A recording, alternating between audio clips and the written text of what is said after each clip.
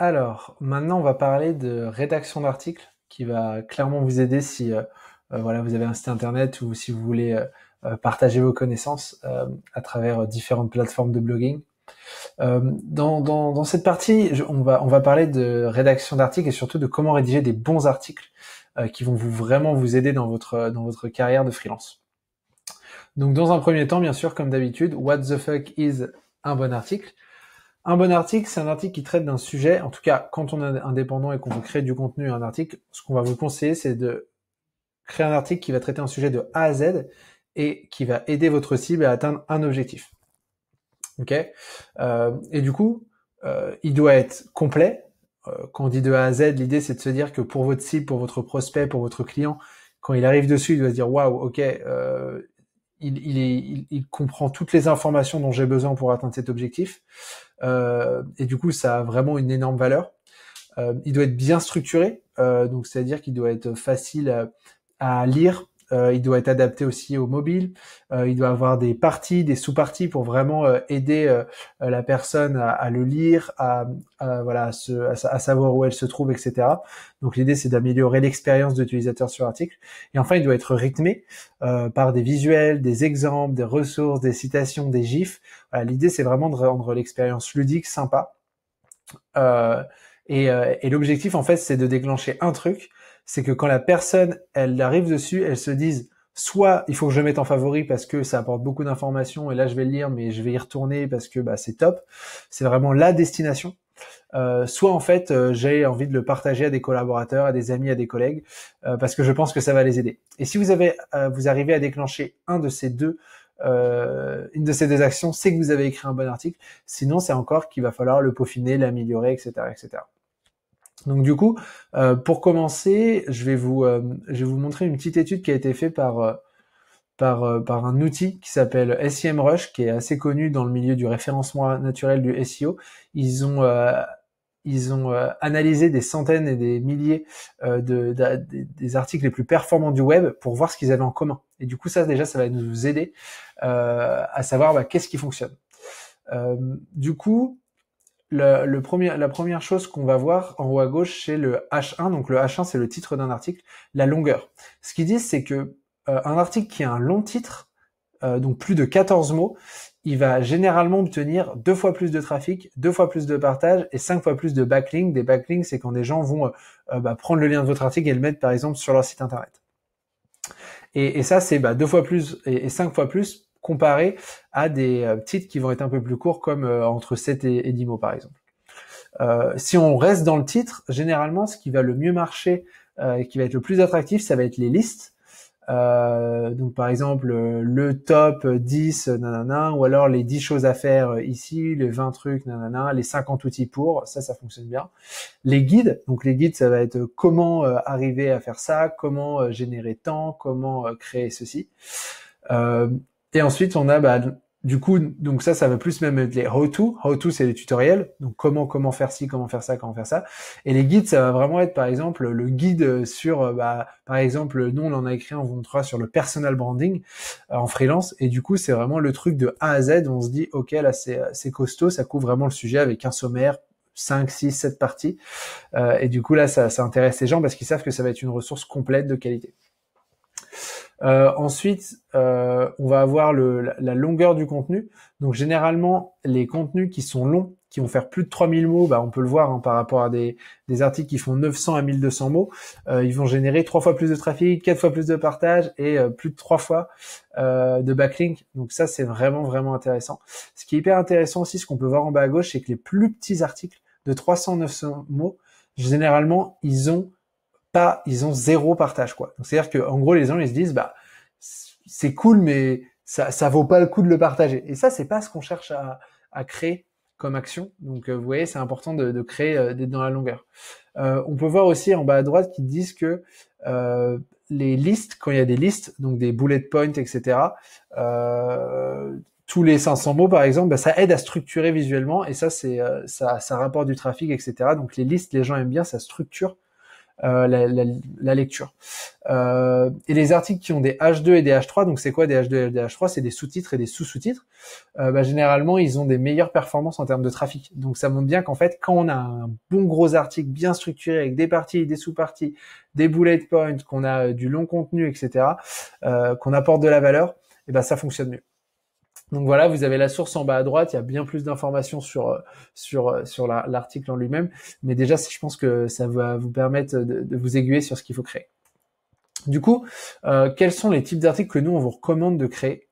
Du coup, le premier, c'est le guide complet. Donc vraiment, par exemple, vous dites, voilà, je vais faire un guide complet sur l'automation en marketing, je vais faire un guide complet sur comment créer un bon visuel pour les Facebook Ads, par exemple, et c'est vraiment le guide qui t'explique de A à Z.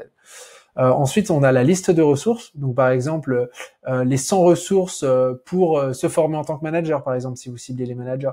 Les 100 ressources pour mieux gérer, ou je dis n'importe quoi, mais les 30 ressources pour mieux gérer vos Facebook Ads, si vous faites des Facebook Ads. Les 30 ressources pour améliorer son montage vidéo, si vous ciblez ces personnes-là. Donc voilà, ça peut vraiment aider votre cible, votre prospect, de bien regrouper les ressources, d'expliquer ce qu'elles sont, comment les utiliser, etc. Ensuite, on a les best-of et les classements. Donc, par exemple, les 20 meilleures stratégies de marketing de 2020, le classement des plus beaux sites internet, etc., etc. Si vous faites des sites internet, donc voilà, ça fonctionne bien. Et puis enfin, une étude. Imaginons que vous allez interroger, je sais pas, une centaine de prospects quand vous faites, par exemple, votre étude de marché. Et bien là, vous pourriez faire une étude sur voilà. Par exemple, imaginons que vos prospects c'est des agents immobiliers, vous pourrez faire une étude sur les challenges des agents immobiliers en 2020, quelles sont leurs problématiques, quels sont leurs besoins, quelles sont leurs situations, et ça peut intéresser les gens, et ça montre aussi que vous êtes expert sur un marché puisque vous le connaissez bien, vous avez fait une étude dessus. Donc ça intéresse. Voilà, si par exemple, imaginez s'il y a une étude qui est faite sur les freelances et que vous êtes freelance, vous allez avoir tendance à vouloir y jeter un œil pour voir comment vous vous situez, etc., etc. Donc voilà pour les types d'articles. Où est-ce qu'on publie?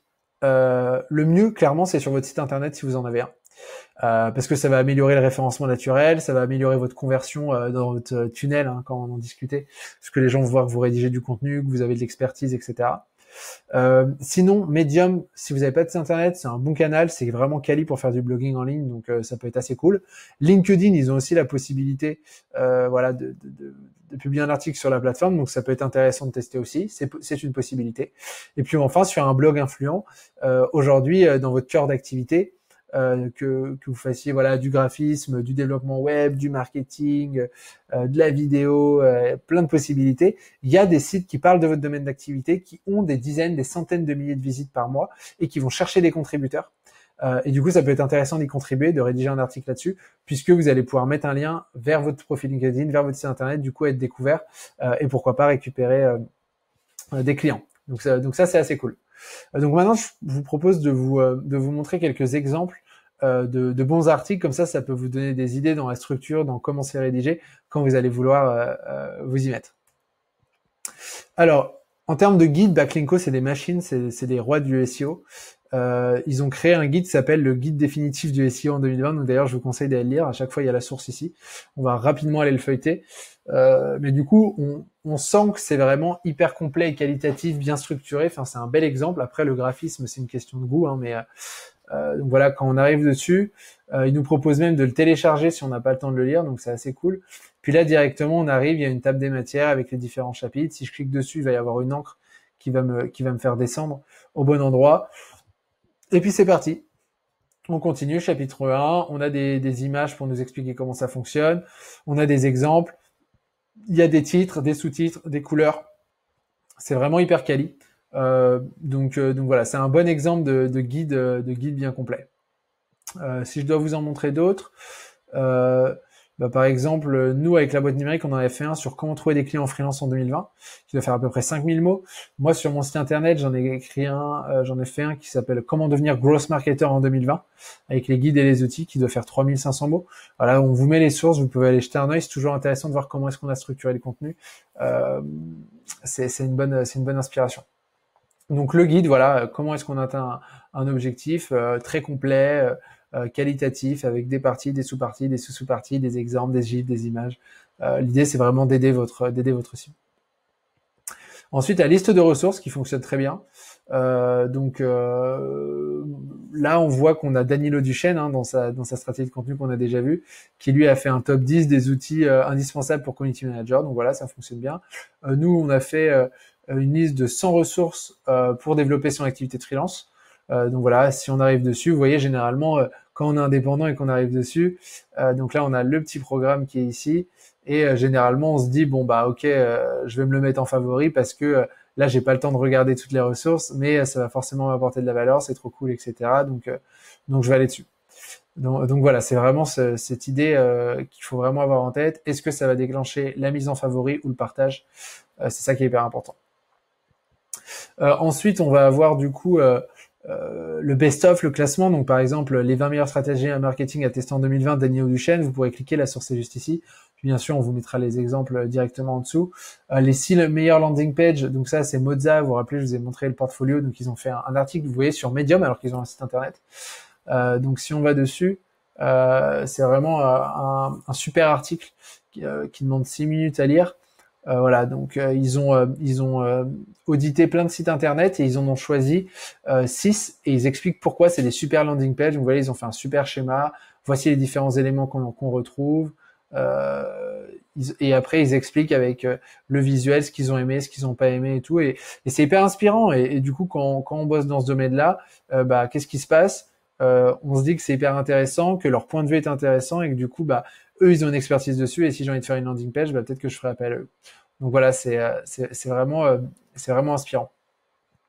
Et puis enfin, on a, hop là, décalé ici, l'étude qui fonctionne bien. Donc là, par exemple, je vous ai pris Crème de la Crème qui a fait une étude, les freelances face à la crise du Covid-19. Donc ils ont interrogé les freelances, je pense, de leur communauté. Puis du coup, ils en ont fait un article qui est du coup bien conséquent avec les questions, les réponses, l'analyse. C'est intéressant, ça apporte de la valeur. On se rend compte que comment est-ce que nous on se place par rapport au marché, est-ce qu'on est plutôt bien, pas bien. Voilà, quand on est dans la cible, ça nous intéresse et c'est intéressant. Nous, on en avait fait une en 2019 sur quels sont les challenges fin 2019, quels vont être les challenges des freelances en 2020 sur, je pense, 450 ou 500 indépendants. C'était hyper intéressant. On s'est rendu compte que c'était de trouver des clients qui étaient compliqués. Le temps, c'était vraiment une ressource qui était rare et sur lesquelles il fallait essayer de s'améliorer. Donc, ça permet d'apprendre énormément de choses, mais même pour les personnes dont on parle dans une étude, elles vont être intéressées de le lire. Donc voilà, ça c'est aussi un sujet intéressant. Donc voilà, je vous ai montré quelques exemples. Il y a les sources, on vous fout les exemples dans les descriptions. Maintenant, je vous montre la checklist de la création. Par quel processus vous pouvez passer pour rédiger un bon article. Donc, première étape, bien sûr, choisissez le thème selon à la fois l'expertise que vous avez et les besoins de la cible.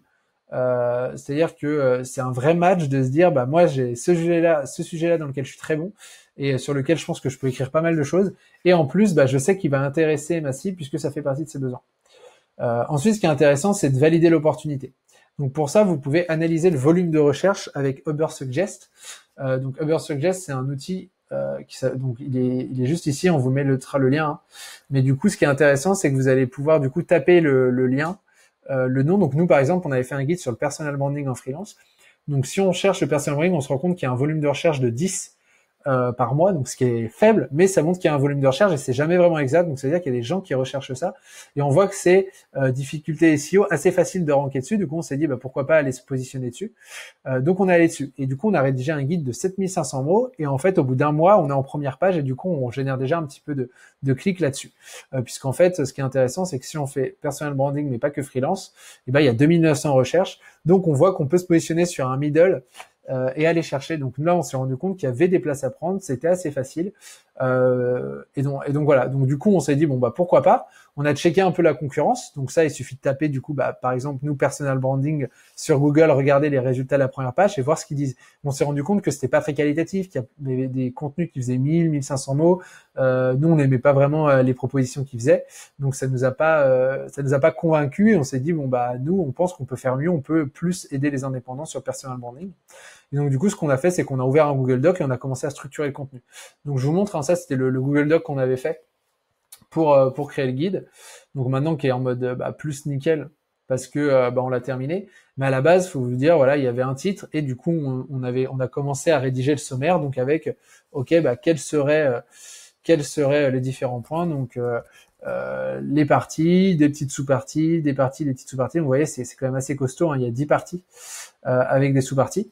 Donc là, l'idée, c'est vraiment de le faire ça. Puis après, voilà, vous commencez à rédiger, vous prenez, vous voyez, donc après on descend, vous prenez la première partie, faire le point et c'est parti. Vous commencez à rédiger des choses, vous faites un draft, vous mettez des sous-parties en grave, vous essayez de trouver des petites illustrations, etc.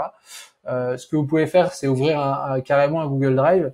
Donc comme ça, vous avez votre Google Doc où vous allez faire d'abord votre sommaire, puis vous allez commencer à rédiger, et puis après vous allez avoir un dossier visuel, et dès que vous rajoutez des visuels, vous le mettez dans votre Google Doc pour que ça image, puis après vous les mettez juste ici dans le Drive, ce qui vous permet après du coup de pouvoir directement les avoir quand vous allez vouloir mettre votre article en ligne. Donc voilà, donc faire une version 1. Donc la rédaction, hein, une fois que vous avez votre sommaire, vous essayez de vous y mettre. Moi, je vous conseille de vous faire des sessions de, par exemple, 2 heures de rédaction. Vous allez avancer sur une partie, puis après vous allez avancer sur une autre, puis après vous allez recompléter une partie, etc. au fur et à mesure. Donc voilà, l'idée c'est que ça sorte de votre cerveau d'abord. Avant d'aller faire plein de recherches, vous avez déjà plein de connaissances. Faites sortir le jus de votre cerveau et mettez-le sur le papier. Une fois que vous arrivez à bout, vous avez l'impression d'avoir une V1 qui est pas mal. Faites des recherches. Allez regarder, mettez des petites citations, cherchez des exemples, des visuels, des gifs, regardez peut-être d'autres articles si ça vous inspire pas pour compléter, tout en mettant bien sûr à chaque fois la source. Mais du coup, l'idée c'est de la compléter. Et puis une fois que vous avez cette version-là sur Google Doc, ce qu'on vous conseille vraiment, c'est de partager le Google Doc avec des amis, avec des freelances autour de vous, en leur donnant accès aux commentaires sur Google Doc pour qu'ils puissent vous relire, vous donner des conseils, puisque là, du coup, ça va vraiment vous permettre de faire passer votre article de il est pas mal à là, il est vraiment mieux, puisque vous allez avoir des retours constructifs. Peut-être qu'il y a une partie qu'il va falloir mettre un petit peu plus avant, peut-être qu'il va falloir élaborer sur certains points qui sont pas vraiment clairs, peut-être qu'il y a des choses où vous répétez, vous en êtes pas rendu compte, et là, ça va vous faire gagner un temps fond et ça va vraiment améliorer la qualité de l'article final. Donc voilà, c'est vraiment ce petit processus par lequel on vous conseille de passer. Il y a rien de sorcier honnêtement, il y a juste un moment où il va falloir se mettre avec un petit café devant votre ordinateur, et c'est pour ça que c'est important de commencer sur des sujets où vous êtes expert, puisqu'en fait ça va être juste de documenter ce que vous savez, et ça c'est très facile. Et donc commencez par là, et puis au fur et à mesure vous pourrez aller faire des recherches, etc. Mais déjà je pense que vous avez plein de choses à dire. Dites-vous que vous avez appris plein de choses à travers vos expériences, et donc commencez par ce genre d'article, et puis après vous développerez. Donc voilà pour la rédaction de bons articles de blog. Comme d'hab, vous mettez toutes les ressources et toutes les sources dans la description. Et puis du coup, nous, on va se retrouver dans la prochaine vidéo pour parler de distribution et du coup comment publier des posts engageants sur LinkedIn. Allez, à tout de suite.